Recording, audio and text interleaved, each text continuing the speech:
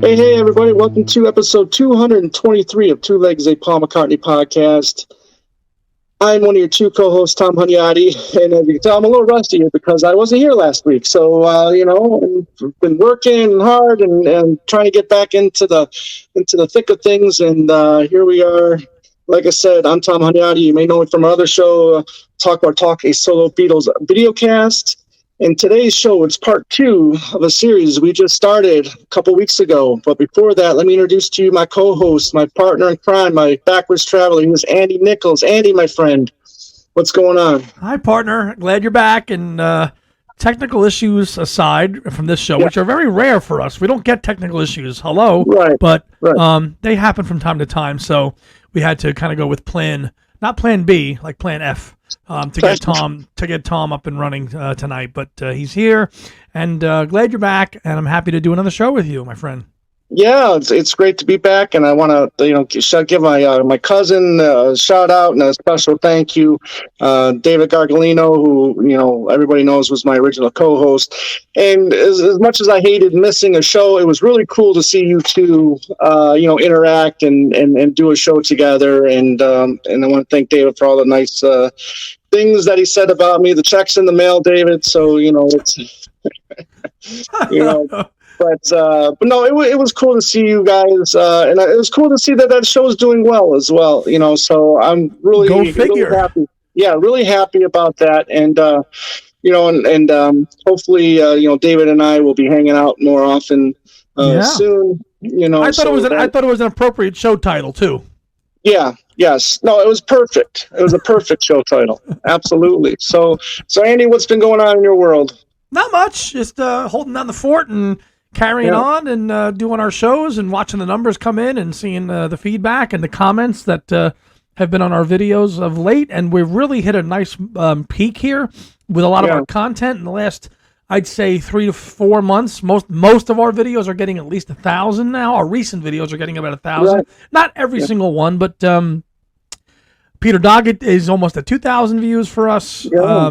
The episode with David's at 1,000. So it's nice to see the growth on the YouTube end. And of course, you always monitor the audio end, and I'm sure things are good on that too, right? Yeah, things are looking good. I mean, that's the thing, just want to check, see the growth of the show and, check the views and all that. So yeah, it's been fascinating the last, how well we've been gradually, moving up the totem pole here, the last, 4 years since you've joined, so. Yeah. And I have to say this, we're not YouTubers. When people meet us and say, oh, there's a couple of YouTubers we met. We use YouTube as the medium to communicate what we're talking about. We're not YouTubers. We're not making videos about what hot dog we ate on the boardwalk. We are podcasters and use a visual medium to communicate. All peace and love, as Ringo says. But I just want to clarify that. We're using YouTube, and I guess if you want to, technically, are we YouTubers? I guess, but we are podcasters first and foremost, that come with a topic every week, and we're not making short. We're not into shorts and all that stuff. And I know that's how people get views, but we do what we do, and we're happy with that. We're happy the way we do it. Yeah, I agree with you. But anyways, yeah. Anything new in the Maca camp of late to go over recently since you've been on? I mean, I know. No, it's been quiet. I mean, the whole now and then situation is still still hasn't reared its ugly head yet. So we still don't. I mean, the latest rumor now is getting an announcement on John's birthday. Yeah. But other than that, it's I saw a picture of him. He snuck his head into the rehearsal of the Cars. I don't know if you saw that photo on Twitter. Yes. He snuck his head in there when they were rehearsing Just What I Needed. So right. That's right. Yeah, that was a pretty cool photo. Yes. Yeah. Yeah. And I will have a few things to show for recent purchases on the next episode. But anyways, we started part 2. Yeah, part two. We started this series, solo songs of Paul's that we think are as good as Beatles songs, and we got a great response for the first episode. So we said the second one, when we do that, it'll be 80s and 90s. You said that this one's a little bit more of a challenge. Yeah. For you, but I think I'm really happy with my 15. I really think they're strong contenders for songs that could be just as good or better than a lot of Beatles songs. Yeah, I think as we get into the 2000 and 2010s, it might get even a little more trickier. Then we'll see. That's true. I'd say it was easy to get the first 10 were a home run. The last 5, I had to really do some digging across the albums to figure out which ones I was gonna. Yeah, the first 10 were like no problem, and I don't really have them in any. I don't know if you did them in chronological order or how you rank them or what. I don't know how you did it, but you know what? I usually start with I'll go down the list of songs that we list the songs, and I'll start chronological. But then, I'll hit the like McCartney 3 or whatever, wherever the time frame is. Right. And then if I haven't hit the 15, then I'll go back and then I'll start, reassess. Yeah. The songs that I thought maybe would be a good pick. Like I did go up to as Flaming Pie, right? Because we're doing 80s and 90s. Yeah. And I got up to 11. So then I went back and then I came up with a few more. Right. What else could you go back to and throw in there and stuff like that too? Right. So, and 90s is tough because you only got 2 proper canon albums with Off the Ground and Flaming Pie. Lots of other albums, obviously, between The Fireman and live stuff and Oratorio, but there's proper studio albums. You only got 2 there in the 90s, so it makes this a fun contest and a challenging one. And the response to the part 1 of the 70s was really good. So we said let's make 3 shows out of it. Why not? Yeah, why not? And I mean, I did cheat on one song. One of these songs has not been officially released, but I don't care. I know which one it is. Yeah. So I know anyway, which one it is. The album that the album that it should have gone on, I actually took no songs from that album. Did you? I got one. You took one from there. Oh, I was wondering if you were going to take a song from that album or not. Okay. But you know what? That's the great thing about this, though, is because there's going to be people out there that think there's songs on that album that are just as good as. I mean, look.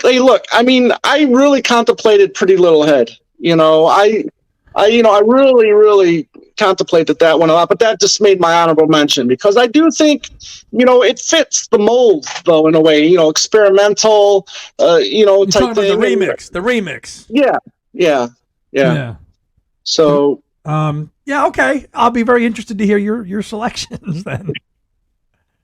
So you hear mine. So, I mean, but I think with this one, I think these tracks are pretty, predictable. I mean, I don't think they're not as strong maybe as the stuff from the 70s, but, I think a lot of people will agree that there's a lot of tracks, I mean, look, and plus Flaming Pie, look at the Beatle influence. We talked about that. Right. So that obviously the Beatle influence is obviously we're going to have some selections there.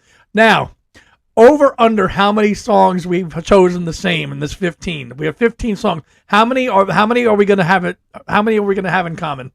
I say at least 7. I'll say 8. Okay. All right. Okay.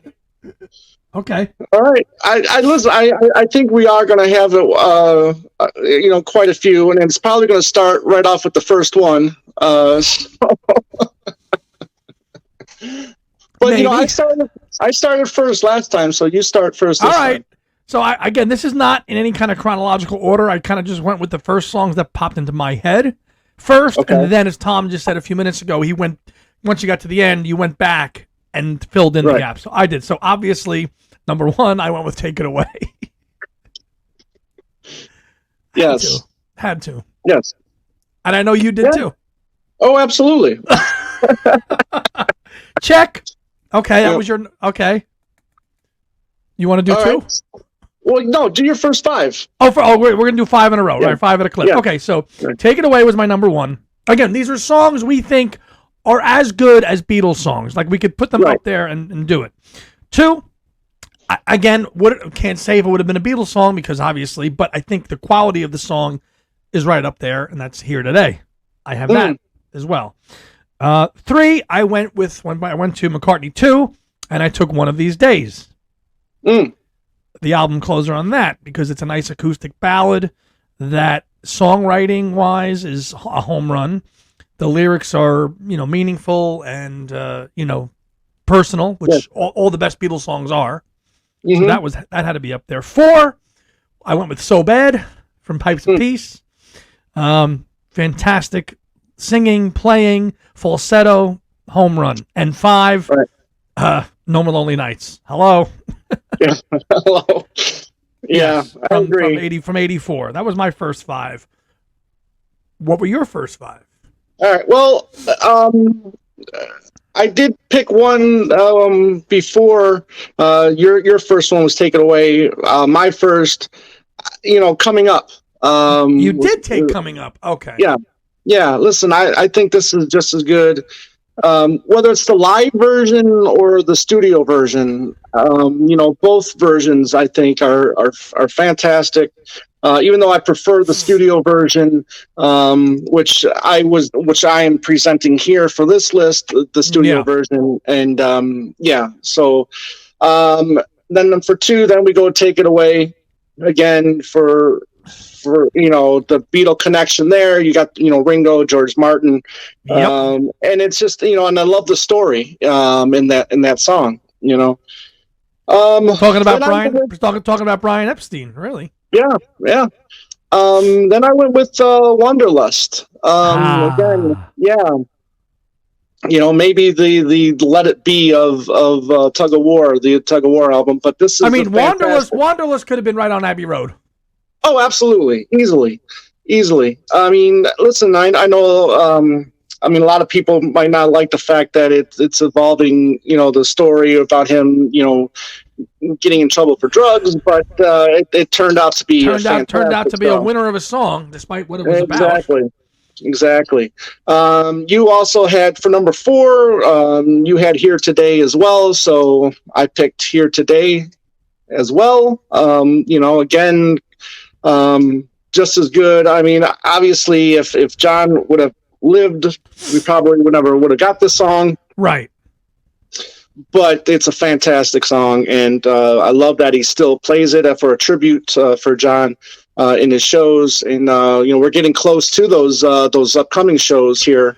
Let me just interject real quick in the news item. He is doing some kind of a contest. You see that? Where students can, if you're a school or something, you can enroll in a chance to go see the show and win and stuff like that. I saw that on his social media pages. Yeah, you can get a chance to go.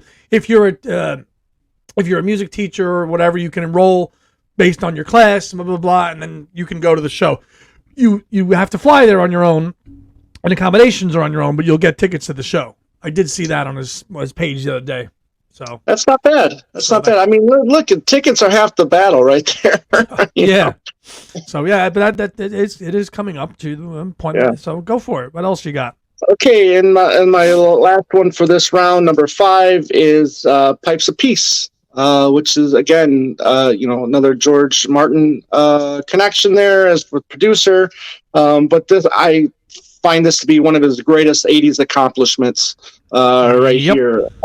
Number 1 in the UK charts, and but not a single here. Over here it was So Bad. It was the A side, and over in the UK it was Pipes of Peace. The A side was So Bad backing it. So, but yeah, Pipes of Peace is fantastic. Yeah, UK number 1 too, and I believe the song did he win the Ivor Novello for that? Or was I think he did. Together? Yeah, right? No, it wasn't the same year. I mean, that would have been 2 years later for We All Stand Together. Right, 84, right. All right, 6 through 10 for me. Tom just mentioned it before. Wanderlust got to be on any essential McCartney 80s list. As quality as he said. Number 7. Going to Flowers in the Dirt with the opener, My Brave Face. It's got to be on there. He's smiling because he has it as well. Number 8. Okay. You could pick either version because they both actually eventually came out. I went with the Flaming Pie version, but it was from the 80s. Beautiful Night at number 8. Great. Either version, really. I mean, you can take the 86 version with Phil Ramone or the one with George Martin orchestration in 97. Either or, honestly, because they're both from the 80s or the 90s. Either one. Take your pick.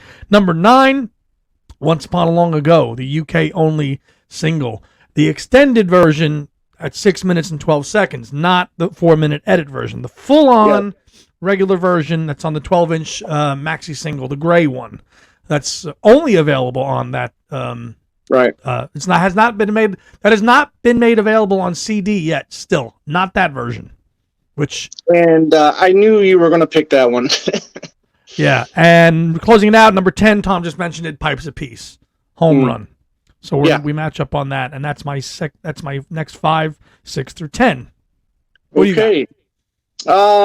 Moving along, number 6, the fantastic No More Lonely Nights, the number 1 that should have been. Maybe if they would have pushed that a little harder, the record company, I don't know, but I'm glad. I mean, listen, it was a top 10 hit in both sides of the Atlantic, so. But just fantastic singing. I mean, the arrangement is top notch, and No More Lonely Nights. It might be his best song of the 80s. I don't know, maybe. Close. Yeah. 7, My Brave Face, which you have as well. So I don't know where we stand now on the same track. 1, 2, 3, 4, 5. We're up to 6. I'm keeping score, folks. Yeah. Just a perfect pop song, and Paul McCartney is the king of perfect pop songs. Sorry, Michael Jackson fans out there, but it is Paul McCartney. Amen. Moving along to number 8, Calico Skies. Okay. Worked on, what was that? That was 93 or 92, was that? 92, when it was recorded. Great Day and When Winter Comes. Correct. And just fantastic track as well. He did that song live several times on his tours, and it's great when he does this. Probably the most emotional of the bunch, Little Willow. We know that he does for the connection. You chose Little Willow. Oh, I sure did. Okay. Yes, Little Willow, I think, is absolutely top-notch McCartney, and just as good as any Beatles song. Number 10, you had it yourself as well, A Beautiful Night, and again, just as good. Obviously, we had a lot of the Beatle influence there, thanks to the anthology. And I'm glad he kind of waited. Yeah, I do like the '86, the Phil Ramone Sessions version, but he really, this version right here with George Martin and with Ringo, you can't beat it. No, you can't beat it. No, you can't. So. All right, I worked to 7. We match on 7 so far. So, so far that's it. All right, the last 5 for me. This is where it got a little bit trickier for me. As I said at the top, the first 10 were really easy. The last 5, I had to kind of really do some digging and go back. But looking at the tracks, it wasn't too hard. And again, as Tom mentioned, Flaming Pie plays a big part because of the Beatle connection, right? So for my number 11, I have number 11. It's not from Flaming Pie, but I have Lovers That Never Were from Off the Ground, because and I'll go with the studio raw version one that Costello raves about. I think the Lovers That Never Were is a song that is absolutely as good as any McCartney lyric as a Beatle. Costello loves that demo. It's raw, it's powerful, it's emotional. I love the Off the Ground version too, because I do like the polished up production of it. Most people don't, but I do. But the demo absolutely is as good as anything. It's better than Yesterday. What the hell are we talking about? It is. Wow. Yeah. That's a brave take right there, my friend. Absolutely. There's about 100 songs better than Yesterday. Come on. Yeah. Okay. Lovers That Never Were, 11. 12, back to Flaming Pie, Young Boy. I think, I think everything on Steve Miller on the track, He's just a young boy looking for a way to find love. Right. I love the ending of it. Find love in any situation. Love will come looking Yeah. for you. Boom. Universal message. 13. The opener of Flaming Pie. The song we were singing. Sets the mood perfectly back to what he wants to be doing. And I think that a nostalgia aspect on that to open up the album, I think it's as good as any Beatles song. It's as good as any Paul Beatles song. 14, Back to Tug of War with Somebody Who Cares, which is a fantastic song. Yes. And rightfully earned its place. And I rounded out the 15 with the title track of Tug of War, which is Tug of War, which I think belongs in my list. I know Tom's not a huge fan of that song, but I think it's fantastic. Yeah, no, I do, and that probably would have made my honorable mention list if we were going to do that as well. I mean, I do have a few tracks here that I will say are honorable mentions that could have made this list, but go for it. 11 for me, Great Day. I could have easily seen this on Let It Be. This would have fit Let It Be all day long. I do have one track from Off the Ground here, and I remember, what was it? His former publicist was Jeff Baker, who said that this album was some of his best writing since the White Album. Yeah.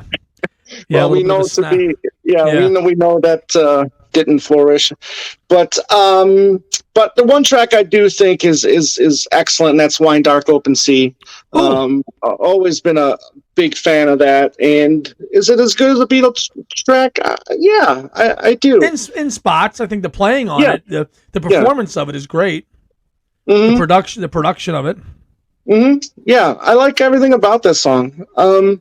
Listen, again, we're going with the poppiness of Paul, and I'm going with Press. It's just so good. I wanted to choose that, but it's good for Paul. I don't know if you can throw that into the Beatles realm of. It's awesome for Paul. I look at it as something kind of like you say, hello, I say goodbye. Hello, goodbye track. You look at it like that. Okay, fair. It's like a fair, a fun, poppy song. I mean, you say what you will about the Oklahoma bit, but I think it's fun. One of these days, you had it. Just a beautiful, beautiful track. I could have seen this song on Stripped Down on the White Album. But I like how he presents this on McCartney too. The track that I kind of cheated on with is Yvonne's the One. Of course. And it's just so beautiful. How it didn't end up on Press to Play, beats me. At least it should have been a B-side to something. I'm telling you, it's like the same fate as Waterspout. Right. These great songs that just don't go on the album. Right. And Waterspout was an honorable mention. I almost considered putting Waterspout on my list as well. I mean, the Waterspout is a fantastic song. For the 70s one we did? Yeah. So, but I did consider So Bad. I did consider Ballroom Dancing. I did consider Once Upon a Long Ago as well. Just because that's fantastic. Maybe if we had grown up with it and I had spent more time with Once Upon a Long Ago. Yeah. Maybe I would have it higher in my feelings for the song, but since I didn't discover it until probably the 93 Paul McCartney that was on the Press to Play, which you probably discovered what year? It would have been with that. I knew Press to Play because I remember the video. Right, when did you first hear? What year did you think you heard first Once Upon a Long Ago? Oh, with the 93 Paul McCartney collection CD. But when? Like 10 years ago, 15 years ago, 20 years ago? Oh, no, 93. Oh, When- okay. when that- So you've known it that yeah, because long. Okay. we got import. Yeah, we got those imported here. Yes, we did. Yeah. I thought Back you then, were so. newer to the song. I didn't think you maybe knew it till like the 2000s or something. Oh no. I was aware of the track. I was Okay. aware of that. Yeah. So, but I think that puts us right up to where, what, 8? 8. You said 7. I said 8. Yeah. So we matched on 8 of the 15. My honorable mentions. I agree with Tom. The remix of Pretty Little Head. That's my honorable mention, just because it's so adventurous. It's so different. It's so experimental of a track, and it's a great track. And again, the remix, not the one on the album. Right. The remix, by Julian Mendelsohn, and which is actually also on the video too for it. Great Day, as Tom mentioned. The Pound is Sinking, I had as an honorable mention. Come On People from Off the Ground, which I know might be a little.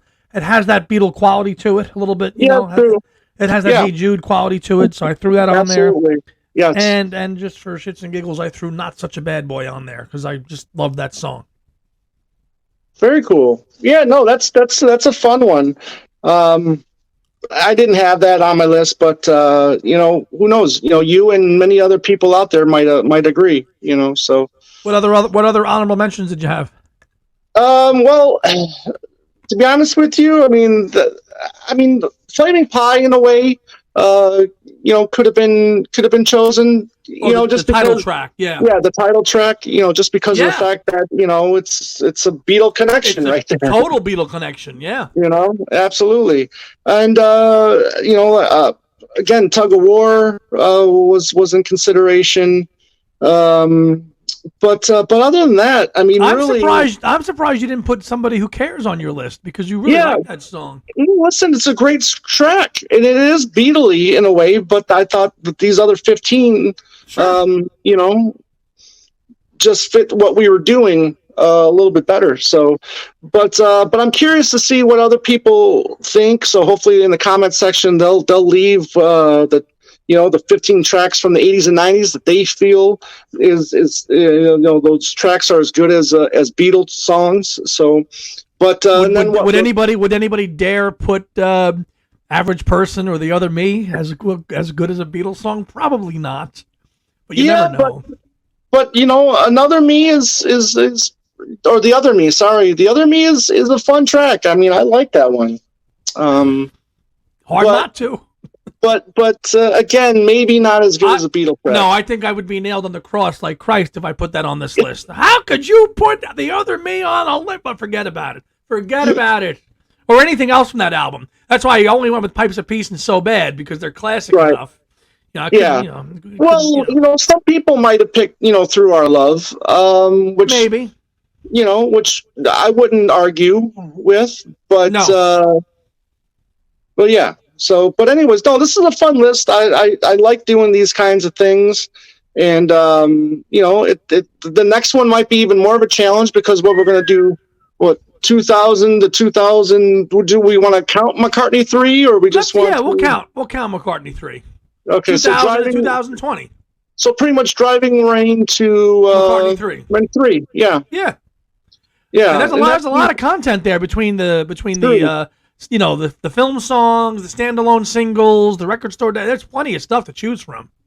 Yeah, I mean, we got Vanilla Sky you can add in there. You've got I Want to Come Home. Yeah, a lot of different stuff that you can add into there. Hope for the Future.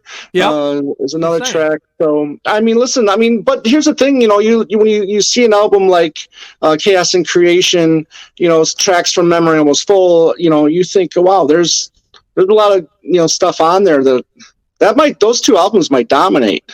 They very well might.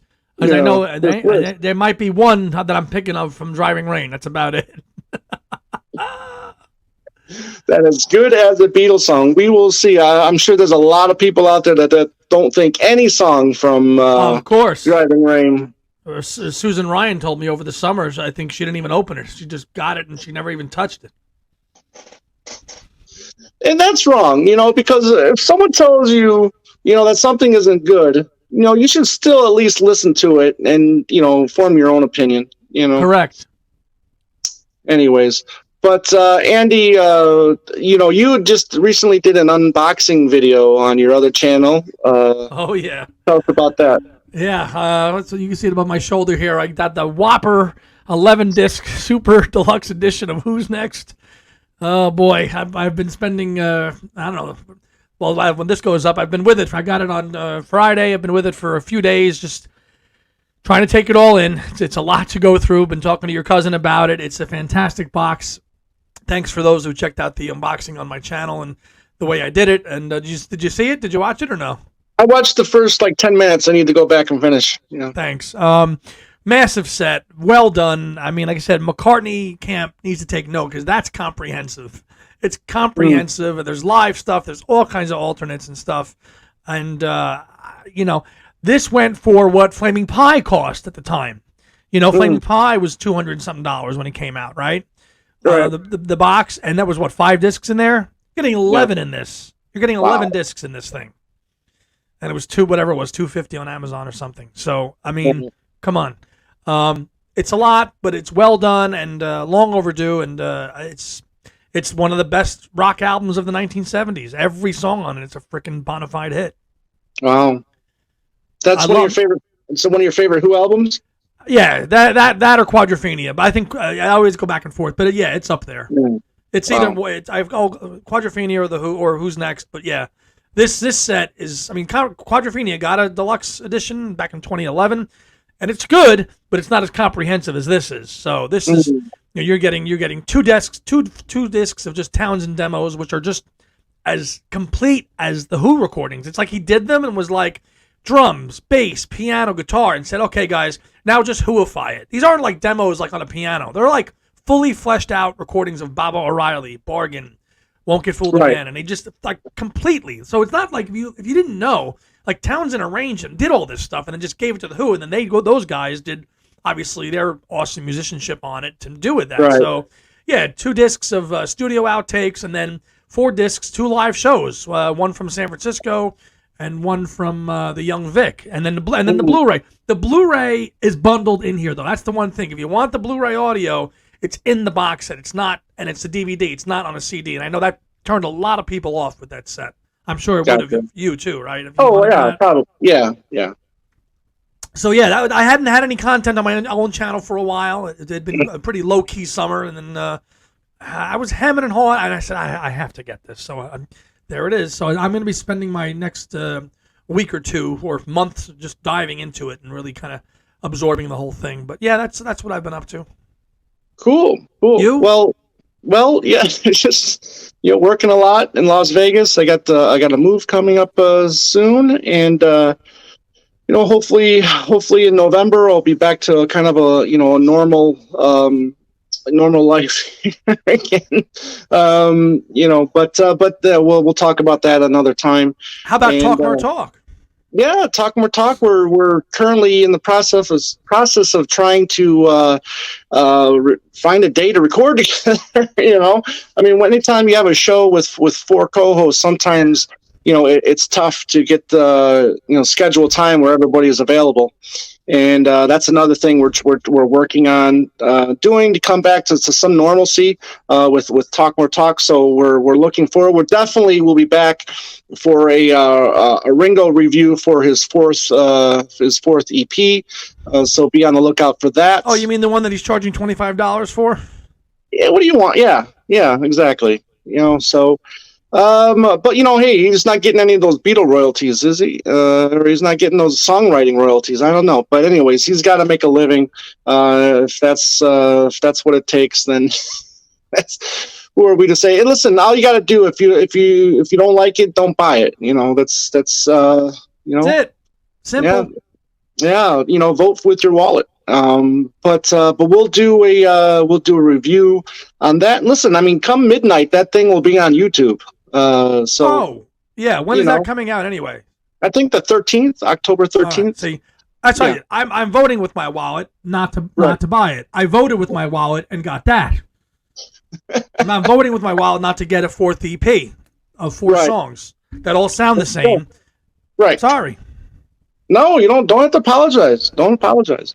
that's how you feel. That's you also stick with hear it. he had trouble selling out a show. He only sold like 2,000 tickets. Well, I don't think he's selling out many shows on his tour, but yeah, it just seems odd that he only sold 2,000 tickets in an 11,000 arena, and he fell down. I mean, come on, Richie. That was a fluke. I mean, how many times he is 83, but well, right. But I mean, he'll fall. But the seat thing, that was alarming. If you're Ringo and you're not selling out, if you're I mean, when you had pretty much the same lineup for the last 15 years. 10 years or so. I mean, why go? I mean, again, you're voting with your wallet. I mean, this is a way to tell him, hey, we want different songs. We want to hear, maybe see different people. Would you go if he was in Vegas? Would you go? Well, he was. I didn't. I mean, listen, I could have seen him. He was here in Tucson, Arizona, but again, I've been working, so I mean, right. I didn't get an opportunity to see him this time.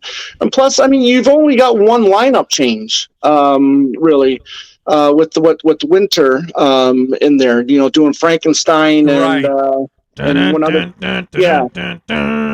So, listen, I love Ringo. He's great. He's phenomenal. He deserves all the respect in the world. But he changed it up a little bit. We don't need Lukather on every tour now. I mean, Lukather's been on every tour, and right. I will say, that first EP I liked. Zoom In. Yeah. That was real. I enjoyed that one. That I bought the vinyl on that. That was a good. Those were 4 good songs. I liked that. Right. And then I thought, okay, he'll do another one. The songs will be different. Oh, they were exactly the same. And now there's a third one. And then a fourth one. Enough. We'll see. I mean, I am curious to see this song that that Paul wrote for Ringo. Yeah. See how that turns out. Oh, the Paul. I didn't mean to cut you off. The Paul song that Jimmy Buffett, that he played on for Jimmy Buffett, that dropped too. Yes. He played bass on it. Bubble Up. Yeah. Yeah. No, it was. What's it called? It was called My Gummy Just Kicked In or something like that. Is that what it's called? Yeah. Right. Which is phrase that Nancy said while they were out to dinner one night. So hey, listen, after 53 years, the man can now finally be legal about it. All the arrests, all the jailings, all the crap. He could be like, ha! That's what he should be doing. Yeah. You guys broke my chops for 54 years about this, and now across the whole world, it's legal. Yes. Leave me alone. That's what he should be. That's what he's probably saying. Hopefully he wrote a song about it or something too. Who knows? I'm sure. Yeah. Anyways, so for Two Legs, we've got like you said last week. I mean, we've got more shows in the pipeline. We're gonna have part 2 with Owen Ling with the Paul and George relationship show. I mean, that's done phenomenal for us. So thank you very well everybody. For us on YouTube. Yeah. Yeah. For listening to the audio or the video for that, we really appreciate that. Just more stuff coming, and looking forward to doing more shows with you, Andy, and we'll finish strong. Yeah, this will be our last show for September 2023. We will take a break as we always do the first weekend of every month. We won't have a show on YouTube, but on the audio end we'll have something. We'll have something on the audio end. If you're looking for that on via any of the podcast apps, you can find it there. And then we'll have our next new show for you guys on October 14th. So after this show, it'll be we'll see you for a new one then. So okay, well, you can find us on Instagram, Twitter, and Facebook at Two Legs Podcast. Email us at twolegspodcast@gmail.com. And as always, everybody, Andy, it's great to see you. Everybody out there, always have a great day. A beautiful night, everyone. Take care. You've